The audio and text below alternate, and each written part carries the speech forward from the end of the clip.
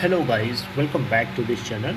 Guys, इस video में हम लोग बात करेंगे बैड बैंक के बारे में। सरकार की तरफ से basically finance minister Nirmala Sitharaman और नरेंद्र मोदी प्रधानमंत्री जी, इन लोगों की तरफ से एक बात जो है निकल के आ रही है बैंकिंग सेक्टर के लिए। बेसिकली बैड बैंक्स को जो बनाने की बात करी गई थी उससे जुड़ी हुई एक अपडेट है जो आप लोगों को मैं बताऊंगा। But before starting this video, I would like to request you, if you are visiting this channel first time, then make sure to hit the subscribe button and press the bell icon nearby that to get notifications for each videos.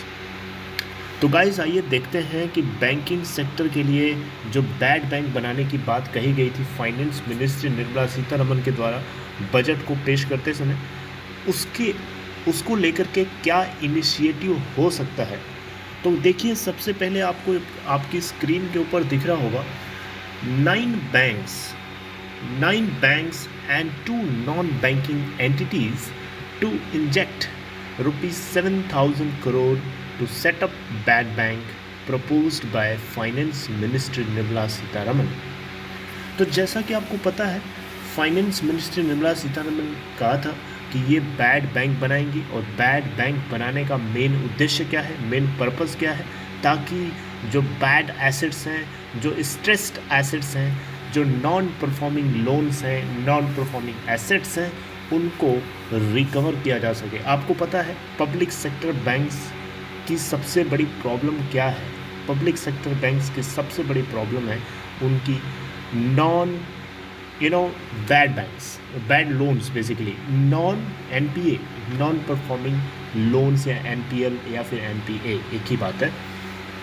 तो यहाँ पे basically government of India जो bad banks बनाने का main मकसद ही यही है कि वो पूरी तरीके से तो नहीं, लेकिन जितना भी हो सकता है वो बैड एसेट्स को या बैड परफॉर्मिंग लोन्स को एब्जॉर्ब करने की कोशिश करेगा। और ये सिर्फ पब्लिक सेक्टर बैंक्स के लिए ही नहीं काम करेगा, बल्कि प्राइवेट सेक्टर बैंक्स के लिए भी काम करेगा।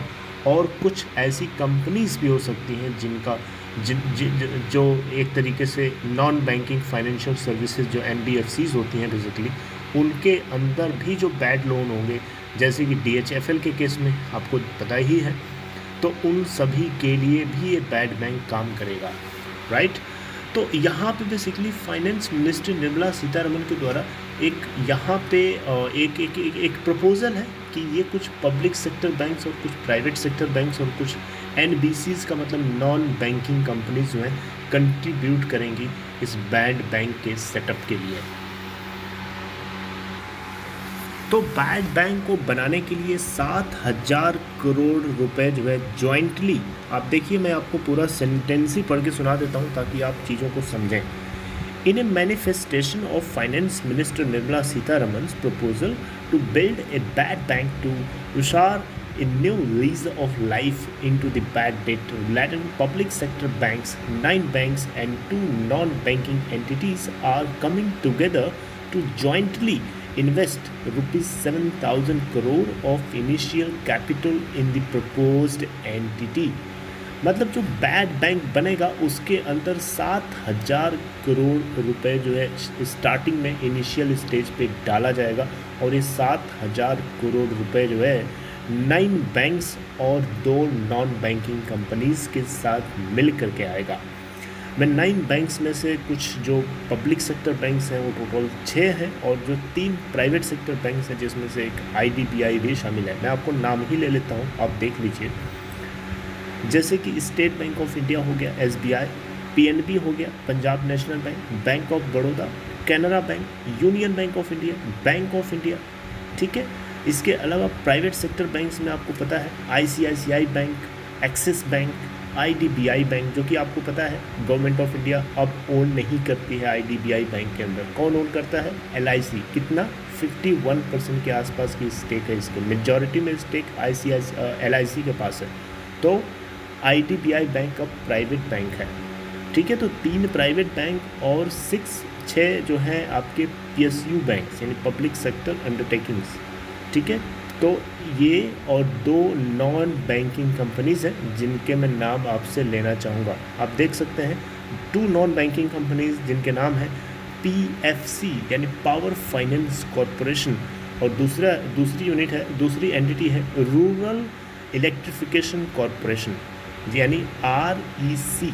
तो ये कुछ टोटल 11 एंटिटीज़ हैं, ये 11 की 11 को मिल करके 7,000 करोड़ रुपए जो है जॉइंटली इन्वेस्ट करेंगे ताकि इस बैड बैंक को सेटअप किया जा सके।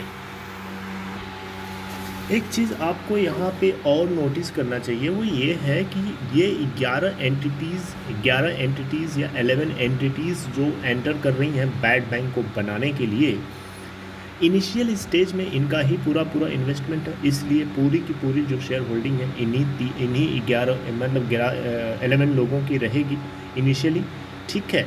तो फिर धीरे धीरे जैसे जैसे टाइम आता जाएगा इसके अंदर और लोग स्टेक को खरीद पाएंगे, यानी इक्विटी डिल्यूशन इसका होता जाएगा, राइट। लेकिन अभी इनके पास आप मान के चलिए कि एटलीस्ट 9% या 9% से थोड़ा बहुत ज़्यादा, लेकिन 10% से ज़्यादा किसी के पास भी इस बैड बैंक की शेयर नहीं रहेगा।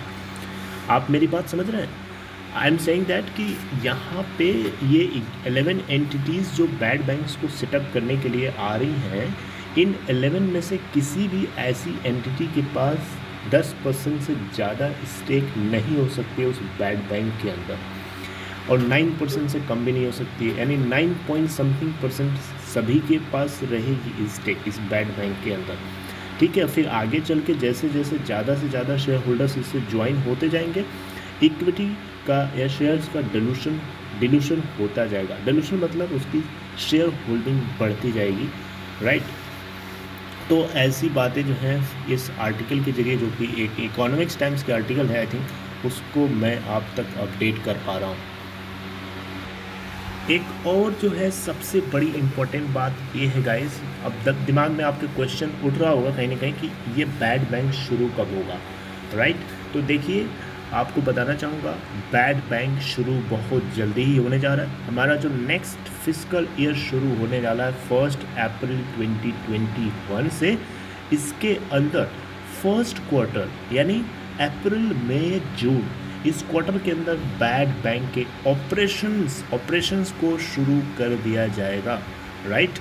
तो इसके लिए बैंक्स को इस बात को लेकर के सलाह दी गई है, एडवाइस किया गया है कि वो बैड डेट को आइडेंटिफाई करके रखें पहले से ही, ताकि 2 लाख करोड़ रुपए तक जितने भी बैड डेट हो सकते हैं ये उसको पहले से रेडी करके रखें, alright, for which they are expecting 40 to 50,000 crore रुपए, ऑलराइट। तो बेसिकली आपको यहाँ से एक चीज़ पता चलती है कि जो बैड बैंक बनेगा उसकी शुरुआत बहुत जल्दी होने जा रही है। करंट फिस्कल ईयर के एंड होते होते कुछ ही दिन बचे हैं, ठीक है। मार्च ख़त्म ही होने वाला है, मार्च मतलब शुरू हुआ है, तो मार्च ख़त्म हो जाएगा, तो अप्रैल से हमारा नेक्स्ट फिस्कल ईयर शुरू हो जाएगा, राइट। तो उसके फर्स्ट क्वार्टर के अंदर ही आपको बैड बैंक बनता हुआ दिखाई देगा, बनेगा ही नहीं बल्कि ऑपरेशनल भी हो जाएगा, राइट। तो इसके लिए बैंक को एडवाइस कर दिया।